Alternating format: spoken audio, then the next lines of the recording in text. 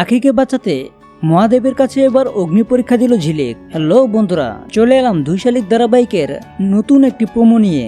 তো বিস্তারিত জানতে হলে এখনই ভিডিওতে লাইক দিয়ে পুরো ভিডিওটি দেখতে থাকুন।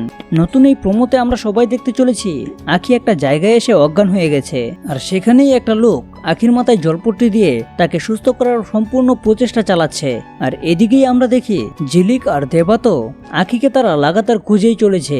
আর তখনই ঝিলিক একটা মন্দিরে এসে ঠাকুরের কাছে হাত জোর করে বলতেছে, আমার বন্ধুটাকে ফিরিয়ে দাও না তুমি। আর তারপরে আমরা দেখি সেখানে মাটিতে শুয়ে শুয়ে অনেকেই অনেকের মনস্কামনা করছে, আর তাই সেটা দেখে সিদ্ধান্ত নিয়ে নেয় অগ্নি পরীক্ষা দেওয়ার জন্য।